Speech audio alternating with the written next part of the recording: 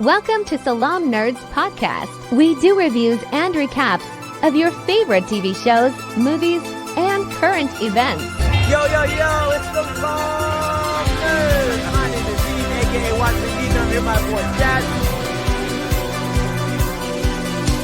We drop live episodes on YouTube on Sundays, Tuesdays, and Wednesdays at 10:30 p.m. Eastern. Thank you to all our supporters. Please help us by subscribing and leaving a good review on Apple Podcasts and Spotify. All episodes can also be found everywhere podcasts are found. Yo, Salaam Nerds. It's your boy Neebs, aka Watch with Neebs, and I'm here with a special guest, Destructo Hugo. Welcome to the show. Thank you. Very excited to be here in the presence of a rising superstar to talk about my favorite comic book. No. You are the star, bro. You are blowing up on TikTok. I see you doing. Back when you first came on the show, I think you had like maybe under like 5,000 followers, maybe 3-4, and now look at you. Look at you, bro. I honestly thank you for saying that, because it really has felt really strange. Like, I know what I'm sitting at like now, like I think like 47 or something, 47,000 is not like in the TikTok landscape, isn't super big, but it feels huge to me, right? Like, it feels like so monumental. And I'm really grateful for it. It is. I feel like you said, like, you see, like, it's not monumental in TikTok, but I disagree with that, because I think you came on TikTok a little bit later than the TikTok boom, and it's actually much harder to get a huge following afterwards, because I got like huge following because I was in like peak boom of the pandemic, and I got like 100K super fast, super easy. But then once my account got banned, I had to grow it slowly back up, and I'm up to 17K, and I'm like, yeah, it's a lot harder this time around. So don't knock yourself short. Don't knock yourself short. It's much harder. It is. Some of the people got in early, and luck is basically, being at the right place at the right time, but also taking that opportunity and running with it, right? So it's part skill, but part luck. So don't knock yourself short. But I love the stuff you're doing. I can see the progression in your videos, like the quality of the work, the quality of the audio, the video. I've seen it. I'm just like, damn, this guy is bringing up his game. You have been there since the beginning, dude. Oh my God, you really have. I go back. I went back and looked at the old videos, at the time in which we started being mutuals. I made so bad, dude. I'm like, I was cringing. I was like, dude, no way. I'm just holding my phone up in the air with like a tank top on. I remember. Bad lighting in front of a mirror. Like, I remember. Dude, that was a time. Thank you so much for everything. Man. No, you deserve it. I love to give people their flowers, man. It's really good to see. But last time you were on this show, we did talk about Invincible last season, and it was amazing. We talked about the Viltrumites. We talk about like so many things that like we could take from this show and kind of like analyze into real world. This one even more so. I really love this season. I would love to hear your thoughts of the season overall. What do you think? I agree. I think this season takes the series to its most like thoughtful, in my opinion, like the most like filling in terms of all the things that you could take from it. And it's also the most like action heavy scene, or at the very least where or action heavy season, or at the very least a season where all the action felt, every episode's action felt like really big. Whereas in season 1, there were a lot of fights that didn't feel that thematically, emotionally, or narratively important. In season 3, there are just as many fights as the previous seasons, but now they all have so much weight to them. So that's something I really enjoy about this new season. I love how it's like the character development, especially for some characters like Rexplode. So good, dude. Like, I never in a million years thought I would fall in love with him as much as I did. And then they just make us fall in love with him. And even like with Oliver, who started off the series being really hated, but then after that final battle, the season, everybody's like, okay, I got to give him his flowers. I just think such an incredibly well written season, like up there with like actual prestige TV. Yeah, I do like the way they take us through these like waves of emotions with these characters, like hating them, liking them, loving them. It's like it talks about how these feelings are complicated. They're not like hate and love. There's a lot of mixture in there, right? And it's Hmm. very interesting.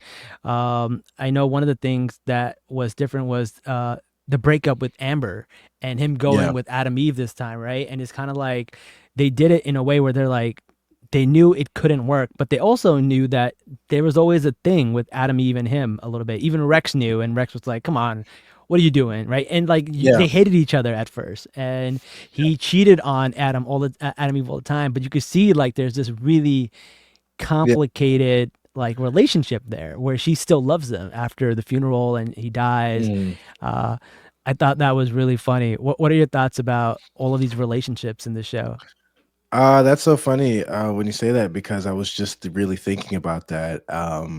What the original comics, the difference between Amber and the TV series is in the comics, Amber is like I talked about in the previous video, much less of a character, much less of a human being. Right. She's really just like a plot device. She has no personality, and so in the original comics, her relationship with Mark always just felt like a stepping stone because he needed a girlfriend before Hmm. he actually ended up with Eve, not as actually like a fully fleshed out relationship. And what's one of the Right. things that the show, season 3 especially, has expanded on so well, because when you get to the breakup, which was always going to happen no matter how much they developed that relationship, because he's supposed to be with Eve.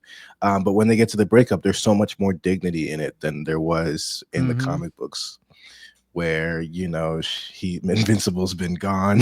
He's been Yeah. gone fighting superheroes, and she like falls in love with a classmate, and that Yeah. overcomes the whole thing. So yeah, I really enjoy that change. I think, in that same vein, the female characters and the relationships the female characters have with everybody else is something that is really, really, really improved on Yeah. in the show from the books, and I just love to see it. I agree. I agree. There's a lot of stuff that I feel like they deviated from the comics and that I Mhm. really really enjoy. Uh, what are your thoughts about the relationship of Adam Eve and Mark and how Adam Eve from the future is who tells Mark to like, yo, tell her you love her Yeah, or tell her you don't, but like not put her through this. And then she gets upset that like he asked her out, not because he wants to, but because yeah, she told him to from the future. And I'm like, technically you should be mad at yourself. And I'm just like, this is such a weird, complex, like yeah, bootstrap paradox kind of yeah. situation. Like And I thought chicken that and was the really funny. eggs. Yeah. Yeah, I don't know. I was on her side, I gotta admit, because I'm like thinking in my head. I always try to like directly put myself in the shoes of whatever character is upset, so I can like try to see if I can understand it. I'm like, nah, wait a minute, because if there's somebody I low key liked, and they come back from like a mission, and they tell me that they were just in the future, and then Yeah. me from the future, begged, like literally begged them to like to like me back. Like, please, I'm such a loser. Like me back in the present, please. I'd be upset. I'd be like, fuck that guy. I'd be like, that's to not be me. to be fair, she said say that you love her or say that you don't. It's True. like she had her get off the pot, which I think is like Yeah. valid. But I did really really like that, and seeing that made like their connection at the end seem that much more powerful because we see them go Yeah. from like starting to date to falling really in love with each other to being like Yeah. really have this deep connection where you Mhm. see Eve go into this like power mode where she basically like resurrects herself and Yeah. basically gives Conquest the baddest sunburn you've ever had in your life. Yeah, yeah. I love that scene because it really does like highlight just how far their relationship has gotten. I also think it signifies a very important milestone in their relationship, especially as it relates to like how their relationship goes on all the way towards the end of the story. And I always felt like that moment, especially in season 3, the way it's animated, was like is like the moment where those two proved that they were willing to die for each other in a very Yeah. real way, and they went through that traumatic, almost life-ending spirit experience together, Hmm. that kind of like locks them in for life. And I think they Yeah, showed yeah, that really, really well. Yeah, I agree. I really, really enjoy that. And like I also love seeing the evolution of Adam Eve's power, because like they gave us that Mhm. one series of Adam Eve, which I think like Yeah, really helped like cement her character into this world where she's not just another yeah. side character. She could have her own show at one point, right? So Hmm. like I thought that was really good. And then you see like her powers and how they work and how complicated they are and how she uses them. But at the end of the show, they're having sex right after Rex's funeral, which I believe Rex would have wanted it that way. Hey, Rex would have that wanted was so that. strange. But we So we see strange. that was yeah, that was a little wild. It was But weird. we also see them, doing the nasty. But then when she takes his clothes off and stuff, you see some kind of like liquid being like, well, not liquid, but like something kind of with Yeah. her powers being like on the floor. And I don't know if that's going to go into her powers being unstable. She's having some Hmm. kind of like traumatic experience. I think that's going to be a really good thing to see for next season. I'm excited about that and where that goes. Yeah, that's something that honestly has me curious too. I think because I don't remember it, or it wasn't in the original comic, Yeah. in particular scene and what the scene implies. So I genuinely have no idea what's next, where they're gonna go with that. That's really exciting, Yeah. because I'm like, there's a lot of things you could do with their powers that they, didn't have the chance to in the original comics. So hopefully they Yeah. go there. Yeah, but out of everybody in this show, the worst character is definitely her dad. I can't stand that guy. Oh, dude, yeah. Oh my God, he's so awful, bro. He's the he's worst. he's so like I'm like, dude, like what is your Yeah, he's problem? terrible. And he only gets worse. Like his character is just he only gets worse. I hate Oh every time god. he's on screen. Oh god. That I oh my god, I don't want to hear that. One of the things that I like, we see Dr. Seismic in the first episode, and it's kind of just like Mhm. a really fun episode to get us like back into the swing of things. It has all the characters, they're all like locked in. And the main thing with this episode is to really express the divide between Cecil and Mark. Because what Yeah, happened is they used these robot things from Sinclair, and Mark is not about it. And then Darkwing comes, and he also helps out. To be fair, like they would yeah, not been able to win without them, right? So it's like, okay, yeah, makes sense. But then Mark has this thing where he's like, how dare you use them and revive them and work with them when they've killed so many people? And hmm, this is where like I think is really interesting. And I don't know if the show actually like focuses on it, or maybe they stay away from it because they want the audience to focus on it and have them come up with their own conclusion. But yeah, there are many times where I'm watching this and I'm like, Mark, you're kind of a hypocrite. Like yeah, it's like your dad did so much worse, and yeah, you still love him. And it's a very complicated situation. We see Oliver yeah, kill people, one person who surrendered. So it's very complicated, and you can see a little bit of like Mark just being a hypocrite and not being flexible in yeah. this situation. What are your thoughts about that? I think it's 100% true.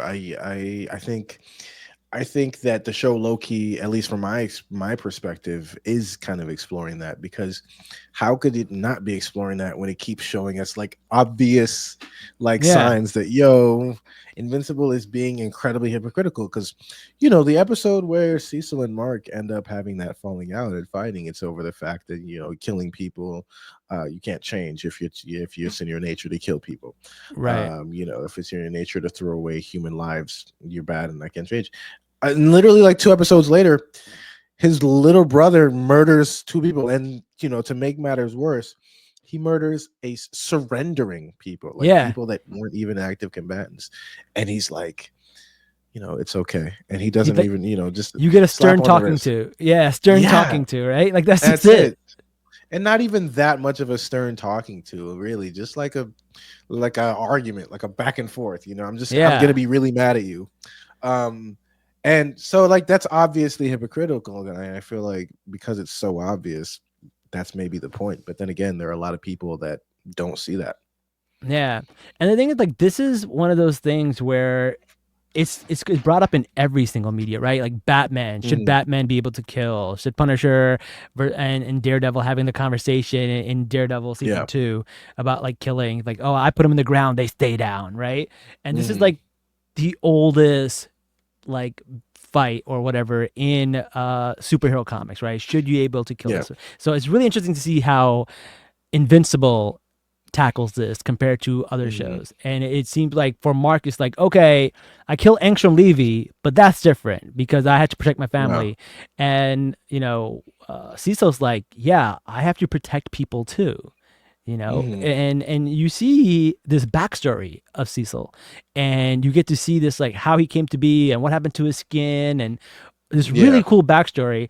But he was Very just cool. like Mark. He was like not able to budge on that. He's like, these people are bad guys. How dare you rehabilitate them? And he kills them. And then he goes to jail. And while he's in jail, he's working with criminals to become this rehabilitating them. Then he comes out and he becomes this new person. And it's just really interesting to see that from a philosophical standpoint, because you're like, it's kind of like when you're a kid and like the world seems so black and white, but as you get older, it's so much more gray than you realize. It's majorly gray. And I think that's kind of like what happens to Cecil. And I thought that was a really cool way to show that, because it just happened with Mark. Then the next episode, we see it happen with Cecil. And it's really fascinating. What are your thoughts about that? Yeah, I think that's another really major reason why I think they're trying to present Mark's position as a bit hypocritical and, more importantly, naive, right? Because they make that point to give us Cecil's backstory where he was in the exact same position. And what I love about that backstory is it still furthers the conversation, because I feel like it can be argued a few different ways, right? And I realize this because I was having a discussion with Frankie, fantastic Frankie. Shout out to her. Shout out Frankie. And she, I told her that, it feels like it's meant to be hypocritical because Cecil was in the past rehabilitating these villains. But I feel like it's also presented as it could be Cecil wasn't necessarily rehabilitating them. He was making use of them. Like he didn't learn that villains could be rehabilitated in any like real way, that they could be functioning members of society. He learned that they could be good weapons to aim at bigger threats. Facts.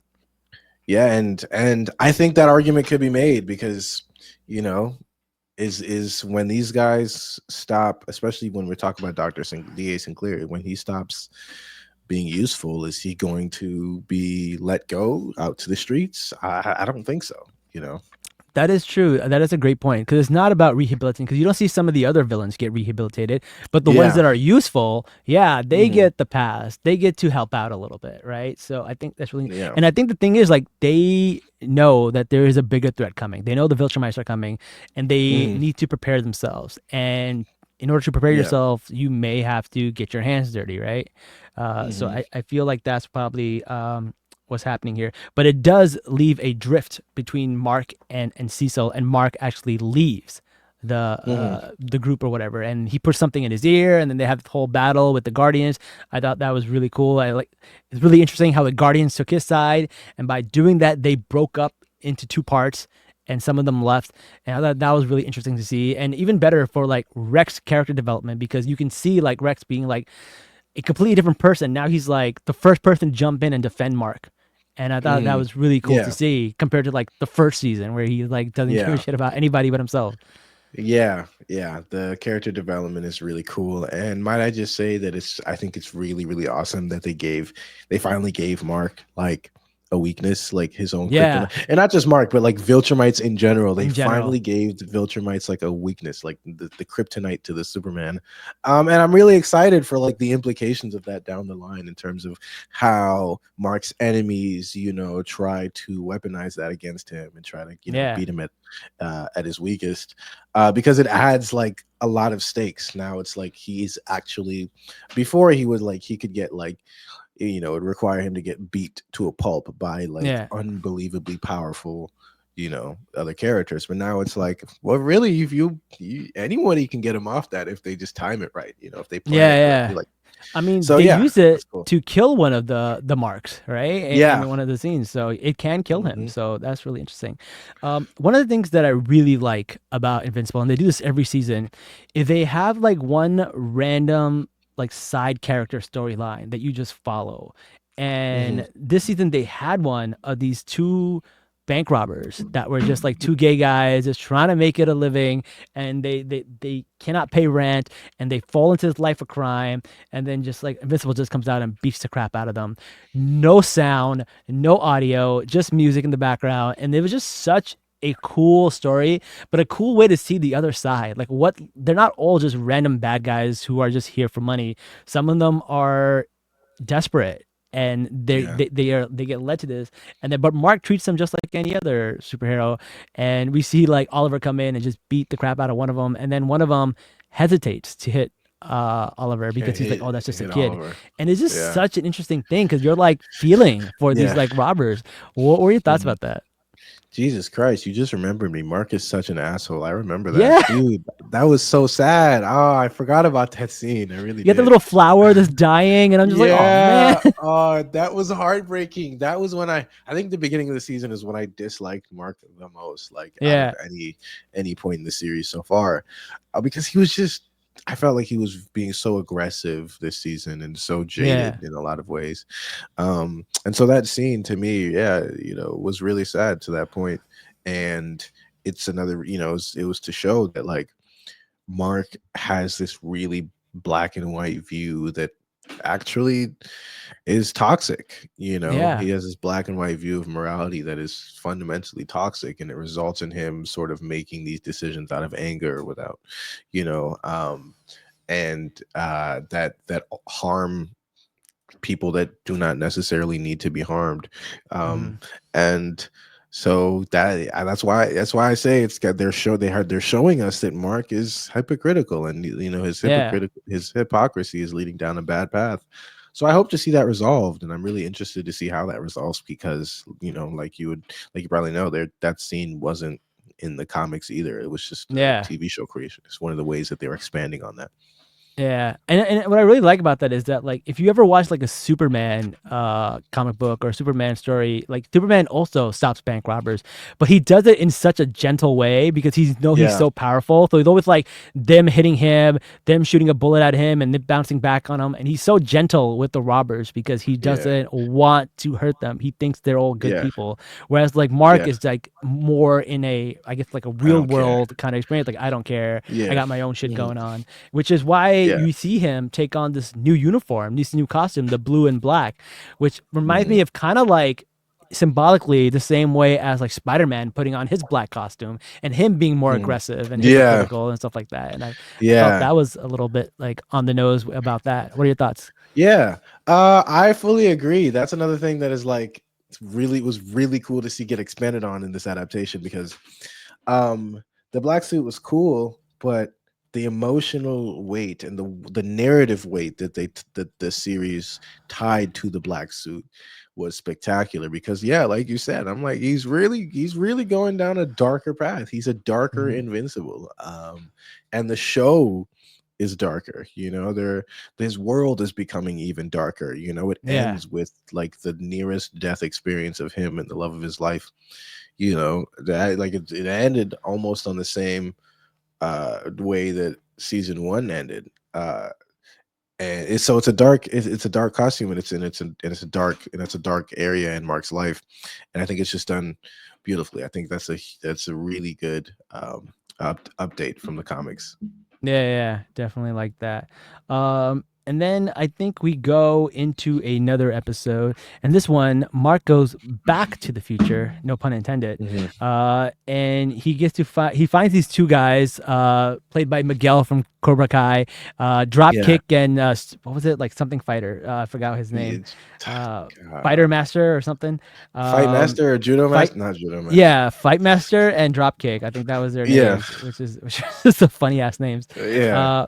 But they take him back to the future, and then they're like, "Hey, Mm. somebody takes over," and you find out this whole storyline about like, "Hey, Mark was basically the ruler of the world, and he gave it to Immortal, and Immortal basically went insane." being the ruler, and he became like this really like horrible, tyrannical leader. And he was like, "Listen, you can just stop." And he's like, "No, you have to kill me." And it was just like Yeah.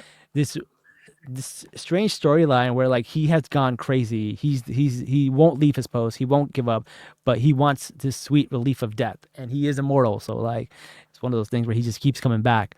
What are your thoughts about this future storyline? Um, oh geez, this is one of those things that made the season a little less than perfect for me. Mm, Because I didn't, I didn't care for it. It's not to say I didn't like it, but I think I don't know. I don't think I liked it as much as everybody else. I thought it was cool. I thought it was, somewhat interesting. But if and they tied it to his character arc really well, because it was about his character arc about killing. It's about his killing rule. But it just felt like I don't know. It felt like if they had cut it from the season, the episode, like I wouldn't feel like yeah, we were missing out on anything. I would agree with that. I would agree with that. It was cool to see that and get a little Mhm. bit of like, oh, this is what happens. But Mm. I agree. Like, it wasn't really anything. The only part that I thought was really cool was when he was like, "Oh, I need clothes," and then like, he came back and got the Yeah, clothes. yeah, I was like, "It's pretty funny." yeah. It was really But fun. yeah, I agree. That wasn't really my favorite part. I thought that was a little bit weak also, Mm. and it kind of just like, yeah, I felt like it didn't need that. It didn't need that. And it's also kind of like, okay, so this is what happens in the world, but now that he's seen it, is it going to change? Is it still going to happen? Like, Right. What now? what now? Yeah, yeah. Yeah. So I don't know. We'll see. But Mhm. the other part, that the side story or the B story that I think was really good was Alan the Alien Oh and yeah, that Nolan, was amazing. and they're out there, and then really the thing is, like, they're doing all these experiments on Alan without realizing that every time they do it on him, he's getting stronger and stronger. So Nolan says to him, Mhm. "You're much stronger than I first met you. So you can probably just leave." And he's like, "I'm not leaving without you."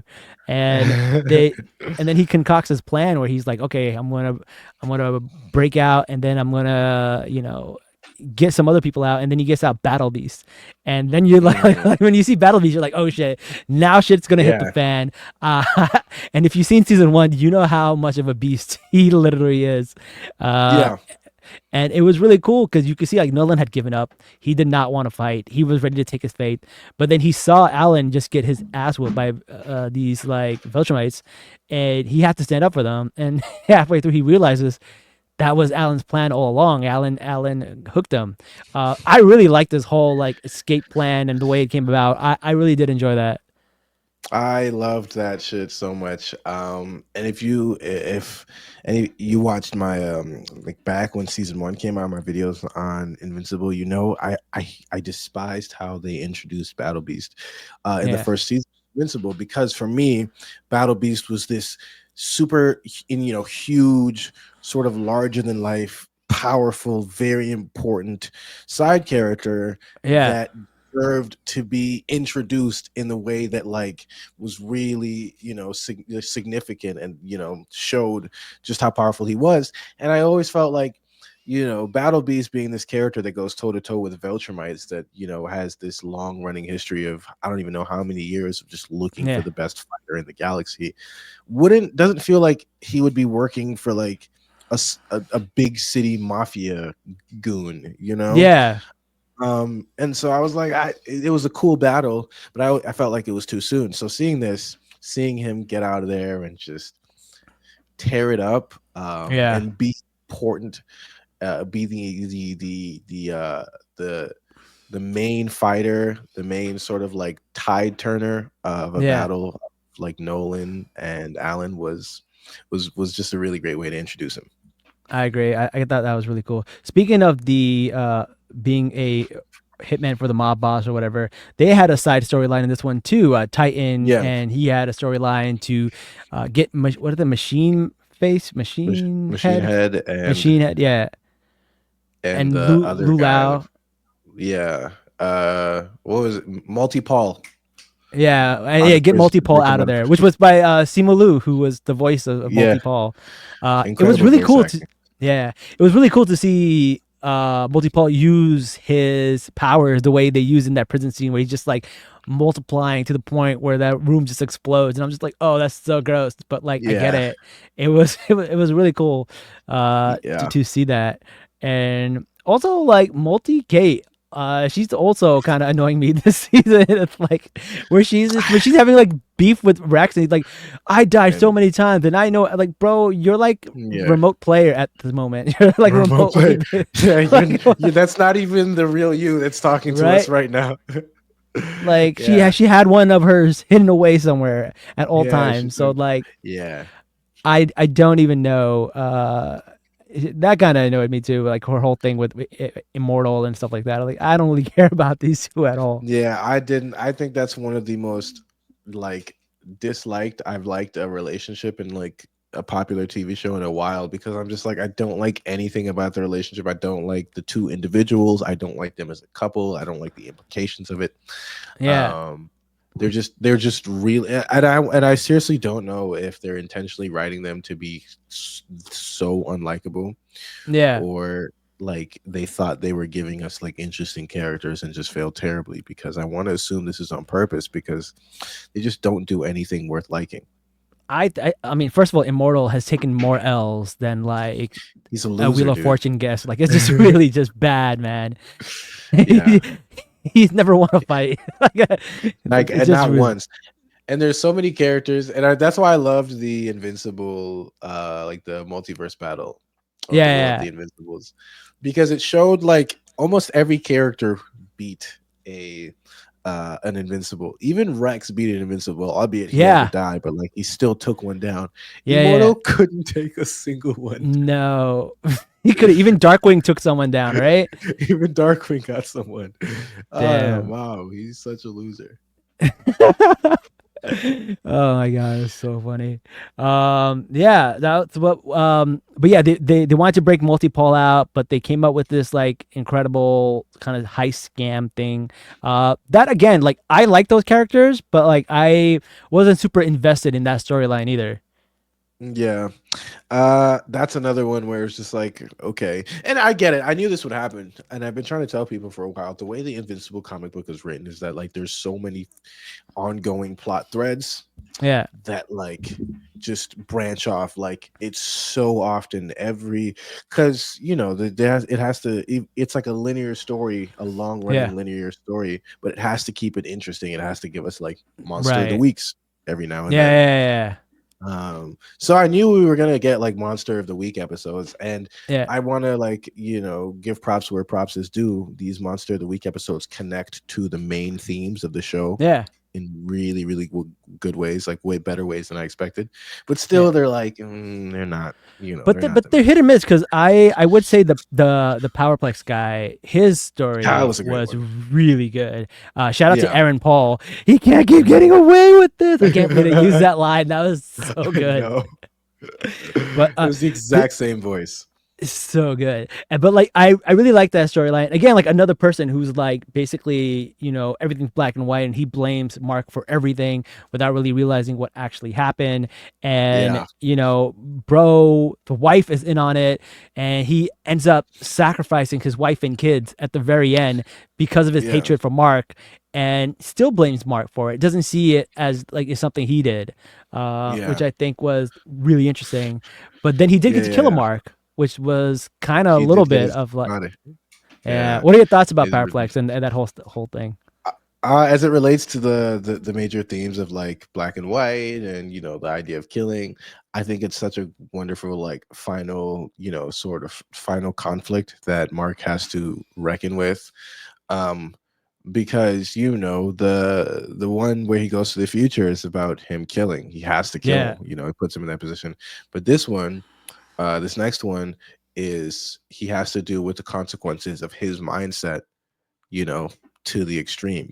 This yeah, this idea that Power Bless hates him because he believes that he killed his family, because in that battle between him and Omni Man, he accidentally killed a lot of people because of yeah, collateral damage, or like not intentionally killed, but sort of like his body was used in many ways to kill a lot of people. yeah, Um, And so he has to reckon with this idea of no redemption for killers that Powerplex is essentially the embodiment of. And I think it's done really well because it's really sad. Like you understand, he went mad, but it's like, damn, he lost his entire family, Right. to the fight between Invincible and Omni-Man. And I think that's what pushes Mark down that path to where he was ready to kill. He was at that moment ready to kill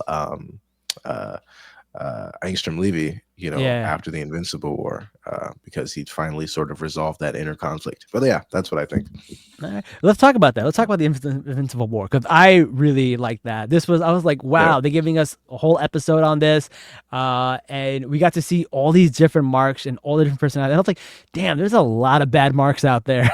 There's a lot of them.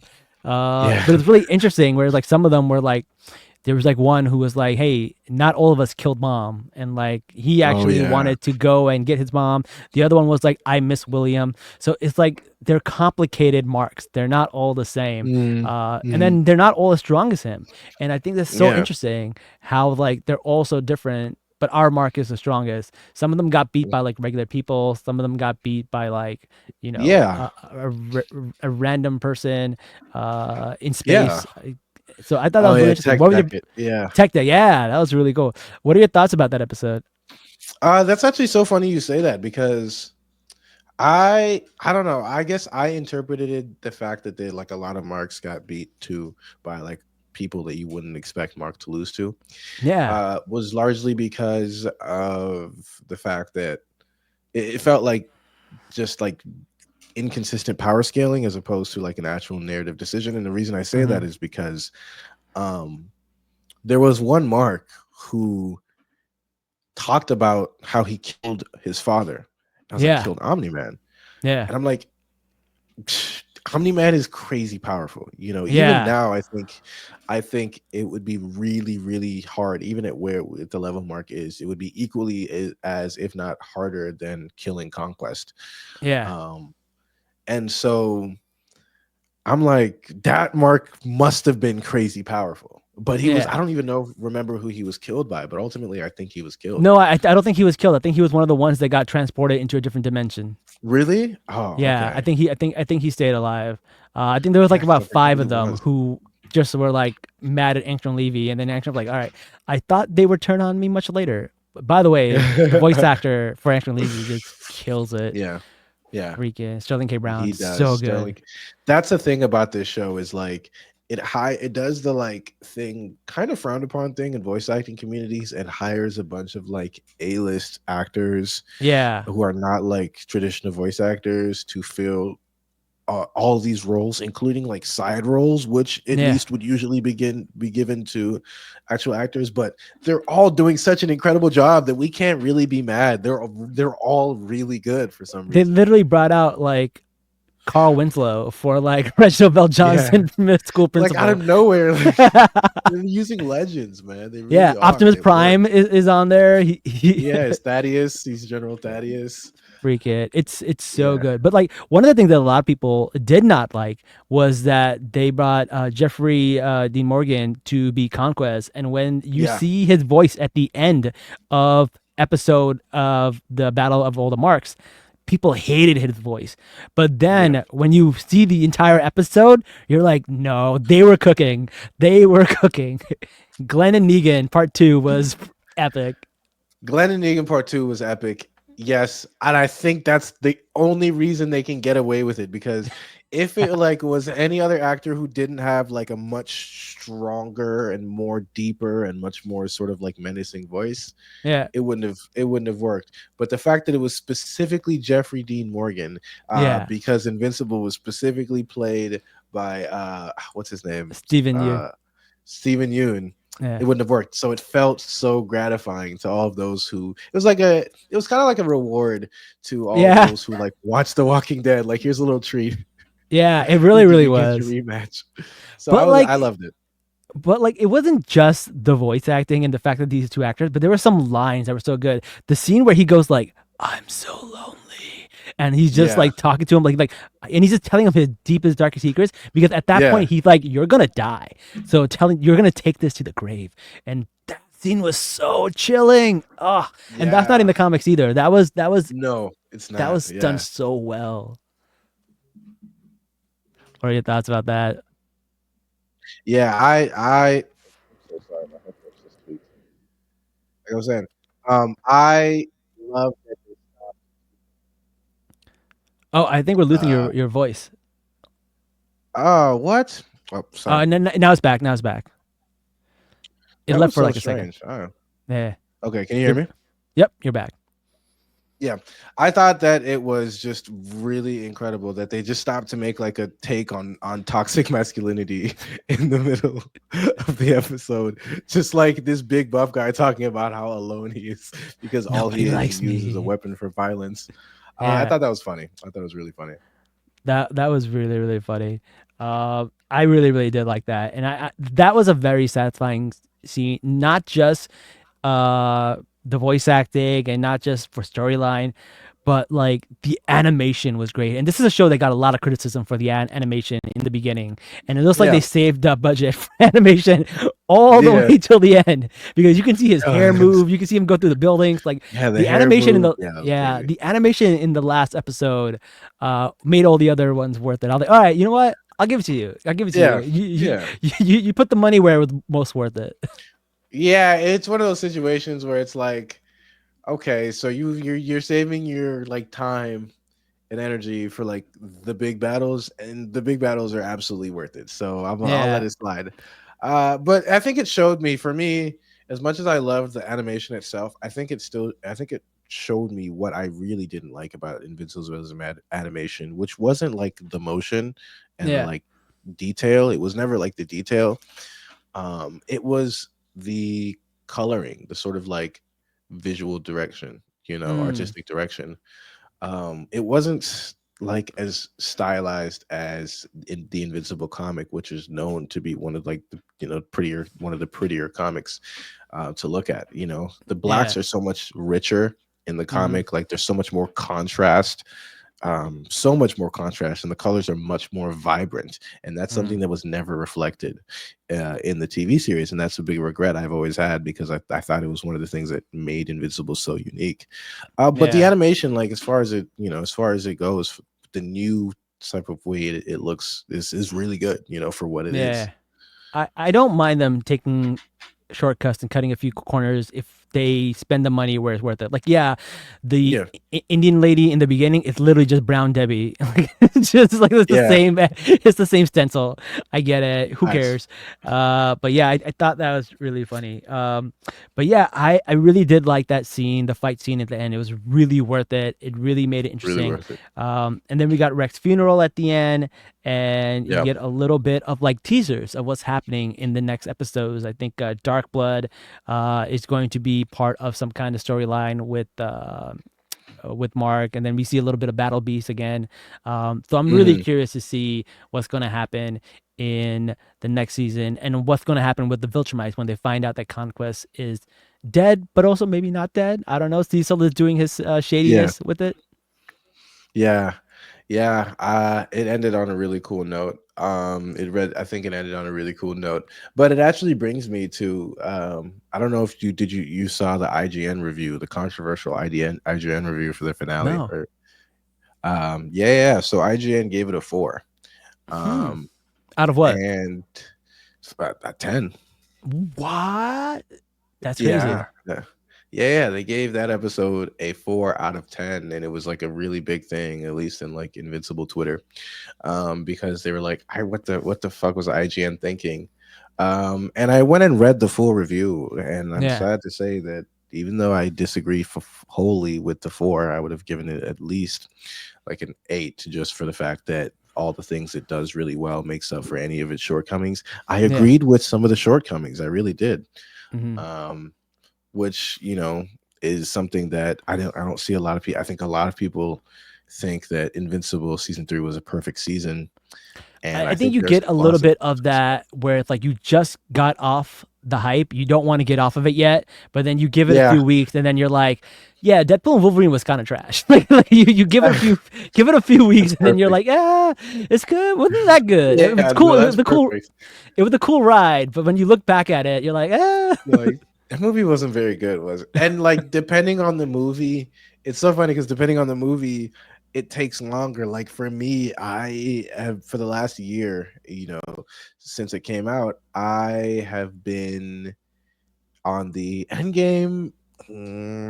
Wasn't really that good. Like, and I know Mm, that still a lot of people don't think that, but this is kind of a tangent. A lot of people don't think that, but for me, it suffers from some of the same issues that like even the worst MCU films suffer from, which is mainly really bland visuals and kind of like yeah, even though it's emotional and it's very very weighty, it's made weighty only because it's a culmination of 25 other films, not yeah, as a, yeah, in and of itself.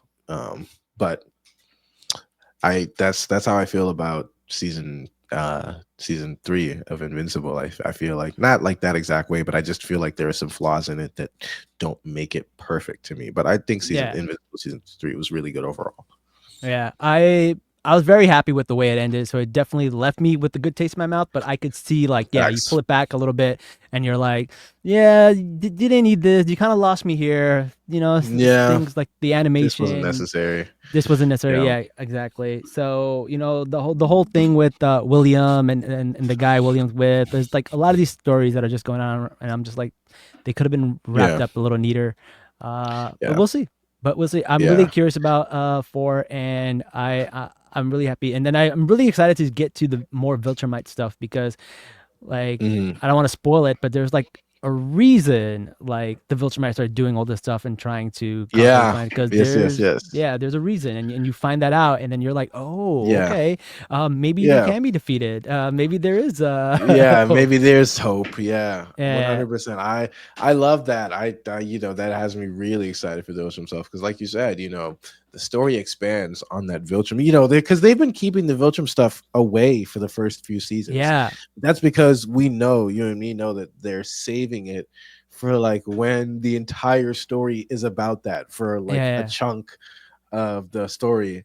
And you're just seeing that, and it develops in really, really, really cool ways. And the thing I'm yeah, personally excited for, without spoiling, um, is when they like Invincible's, life on Earth finally meets with Nolan and Alan and what they're doing, like yeah. how that connects together. That's what I can't wait to see.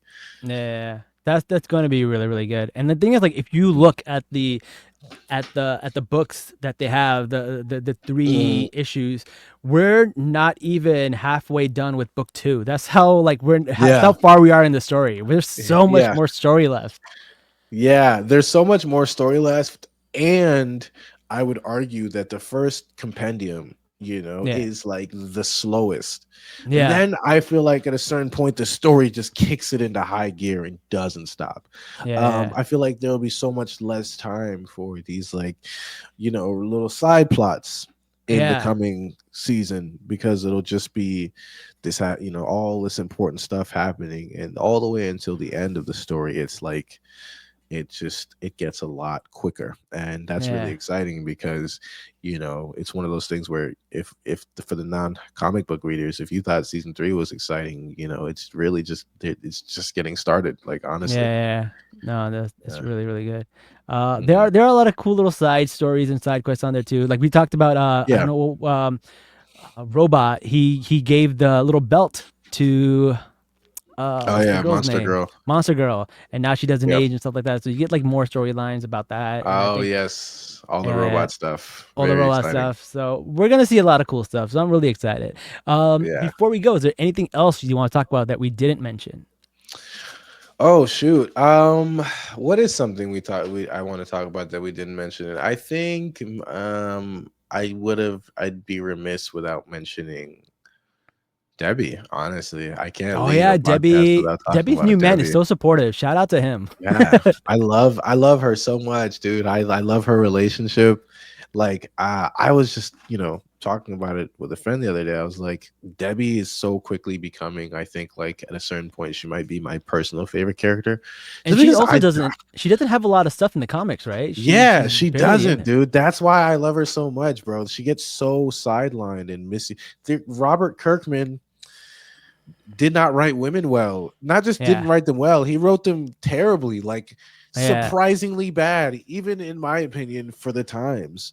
And so it's so cool to see that like it's night and day, and Yeah. Debbie's Yeah. getting so much more development and so much more agency and so much I, more personal stake in the story. It's and exciting. you also realize what a big effect she has in the show, because when you see all these other marks and you're like, why is our mark not like that? Yeah. Debbie is a big reason why, and she's the reason why Oliver is also growing up with a more Yeah. of a conscience, right? So it's really Yeah. important that like they develop her character this way. Yeah, Debbie is in a way that she wasn't before, and I think a way that I think was more like on Eve in the comics. But Debbie Yeah. is Mark's, you know, sense of morality. Debbie Yeah. is Mark's soul, and if Yeah. Debbie goes, Mark loses and turns into something he doesn't Yeah. want to. He goes down a dark path. So I think that's really really done well. Yeah, yeah. That's good, man. All right, man. Well, thank you so much for being on the show. Love talking to you about Invincible. Love talking to you. Yeah. Always having these conversations. They're a lot of fun. I love discussing this stuff. Before we go, let people know where they can find you. Yes, you can find me on TikTok at Destructo Jugo. Um, I also highly, highly recommend you check out the YouTube. I'm starting to write video essays. I feel like my talents are best suited for long form stuff. Nice. So that's really exciting. So if you could subscribe to the YouTube at Destructo Jugo, same spelling as DESTRUCTOJWGO. And yeah, W as in two U's, not W. yeah. Oh, yeah. Obviously, yeah. 2 U's, Geo. But thank you, everybody. Yeah. Well, thank you so much for joining us. And until next time, guys, Yeah, Salaam, nerds. it's wonderful to be here.